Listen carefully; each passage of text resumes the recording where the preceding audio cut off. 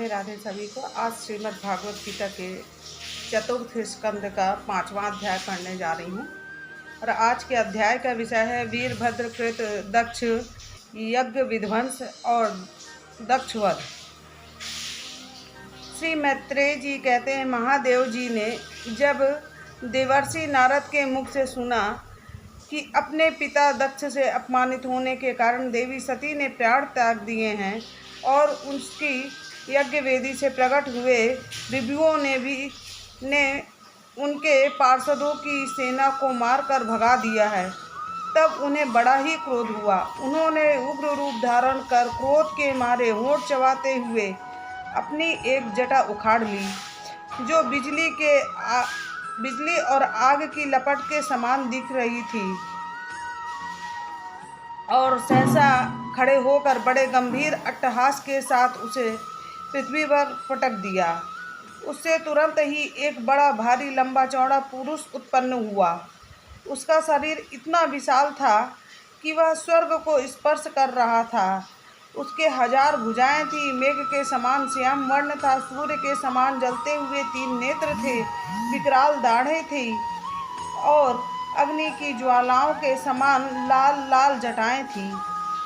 उसके गले में नरमुंडों की माला थी और हाथों में तरह तरह के अस्त्र शस्त्र थे। जब उसने हाथ जोड़कर पूछा, भगवान मैं क्या करूं?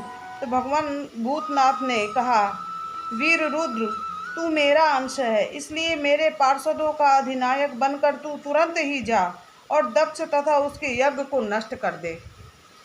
प्यारे विदुर जी, जब देवाधिदेव भगवान शंकर ने क्रोध में भरकर ऐसी आज्ञा दी, तब वीरभद्र उनकी परिक्रमा करके चलने को तैयार हो गए। उस समय उन्हें ऐसा मालूम होने लगा कि मेरे वेग का सामना करने वाला संसार में कोई नहीं है और मैं बड़े से बड़े वीर का भी वेग सहन कर सकता हूँ। वे भयंकर सिंहनाद करते हुए एक अति कराल त्रिशूल हाथ में लेकर दक्ष के यज्ञ मंडप की ओर दौड़े। उनका त्रिशूल संसार संहार का मृत्यु का भी संहार करने में समर्थ था। भगवान रुद्र के और भी बहुत से सेवक गर्जना करते हुए उनके ही पीछे हो लिए। उस समय वीरभद्र के पैरों से नुपुर आदि आभूषण झनन झनन बजते जाते थे। इधर यज्ञशाला में बैठे हुए ऋत्विज, यजमान, सदस्य तथा अन्य ब्राह्मण और ब्राह्मणियों ने उस उत्तर दिशा की और धूल उड़ती देखी। तब वे सोचने लगे, अरे यह अंधेरा सा कैसा होता आ रहा है, यह धूल कहाँ से छा गई। इस समय ना तो आंधी ही चल रही है और ना ही कहीं लुटेरे ही सुने जाते हैं, क्योंकि अपराधियों को कठोर दंड देने वाला राजा प्राचीन वही अभी जीवित है। अभी गांवों के आने का समय भी नहीं हुआ, फिर यह धूल कहाँ से आई? क्या इसी समय संसार का प्रलय तो नहीं होने वाला है न? तब दक्ष पत्नी प्रसूति एवं अन्य स्त्रियों ने व्याकुल होकर कहा, प्रजापति दक्ष ने अपनी सारी कन्याओं के सामने बेचारी निरपराधा सती का तिरस्कार किया था। मालूम होता है यह उसी पाप का फल है, अथवा हो न हो यह संहार मूर्ति भगवान रुद्र के अनादर का ही परिणाम है। प्रलय काल उपस्थित होने पर जिस समय वे अपने जटाजूट को बिखेर कर तथा शास्त्रार्थों से सुसज्जित अपनी भुजाओं को ध्वजाओं के समान फैलाकर तांडव नृत्य करते हैं, उस समय उनके त्रिशूल के फलों से दिग्गज बिध जाते हैं तथा उनके मेघ गर्जन के समान भयंकर अट्टहास से दिशाएं विदीर्ण हो जाती हैं। उस समय उनका तेज सहसा असहाय होता है। वे अपनी भौहें टेढ़ी करने के कारण बड़े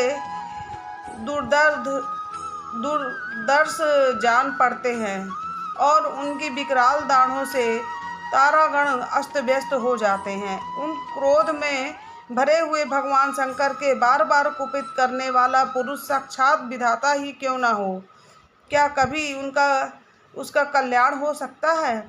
जो लोग महात्मा दक्ष के यज्ञ में बैठे थे वे भय के कारण एक दूसरे की ओर कातर दृष्टि से निहारते हुए ऐसे ही तरह तरह की बातें कर रहे थे कि इतने में ही आकाश और पृथ्वी में सब ओर सहस्त्रों भयंकर उत्पात होने लगे। विदुर जी, इस समय दौड़कर आए हुए रुद्र सेवकों ने उस महान यज्ञ मंडप को सब ओर से घेर लिया। वे सब तरह तरह के अस्त्र शस्त्र लिए हुए थे। उनमें कोई बौने, कोई भूरे रंग के, कोई पीले और कोई मगर के समान पेट वाले मुख वाले थे।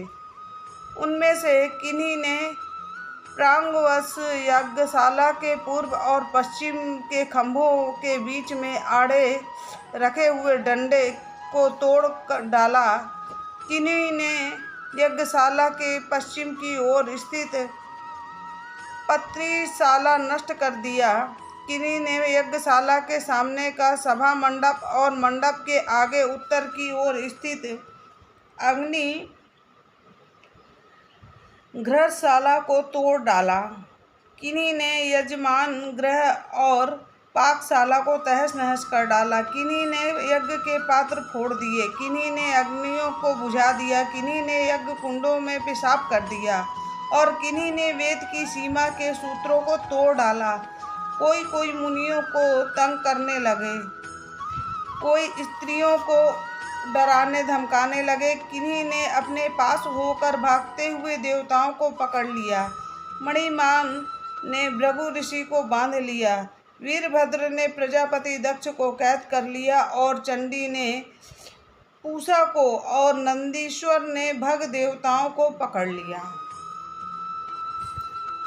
भगवान शंकर के पार्षदों की यह भयंकर लीला देखकर तथा उनके कंकड़ पत्थरों की मार से बहुत तंग आकर वहां जितने ऋत्विज सदस्य और देवता लोग थे सबके सब जहां तहां भाग गए। भृगु जी हाथ में सुवा लिए हवन कर रहे थे। वीरभद्र ने इनकी दाढ़ी मूछ नोच ली, क्योंकि इन्होंने प्रजापतियों की सभा में मूछें ऐंठते हुए महादेव जी का उपहास किया था। उन्होंने क्रोध में भरकर भग देवताओं को पृथ्वी पर पटक दिया और उनकी आंखें निकाल ली, क्योंकि जब दक्ष देव सभा में श्री महादेव जी को बुरा भला कहते हुए शाप दे रहे थे उस समय इन्होंने दक्ष को सैन देकर उकसाया था। इसके पश्चात जैसे अनिरुद्ध के विवाह के समय बलराम जी ने कलिंग राज के दांत उखाड़े थे, उसी प्रकार उन्होंने पूषा के दांत तोड़ दिए, क्योंकि जब दक्ष ने महादेव जी को गालियां दी थी उस समय वे दांत दिखाकर हंसे थे।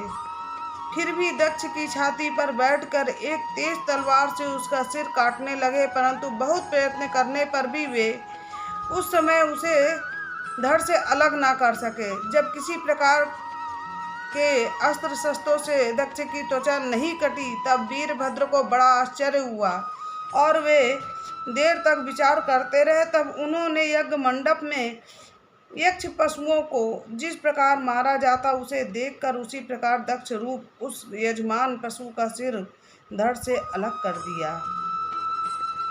यह देख भूत प्रेत और पिशाच आदि तो उनके इस कर्म की प्रशंसा करते हुए वाह वाह करने लगे और दक्ष के दल वालों में हाहाकार मच गया। वीरभद्र ने अत्यंत कुपित होकर दक्ष के सिर को यज्ञ की दक्षिणा अग्नि में डाल दिया और उस यज्ञशाला में आग लगाकर यज्ञ को विध्वंस करके वे कैलाश को लौट गए। आज का ये 5वां अध्याय समाप्त हुआ। ये श्रीमद् भागवत गीता के चतुर्थ स्कंद का 5वां अध्याय था और अगले अध्याय के लिए हम फिर आपसे मिलते हैं। राधे राधे सभी।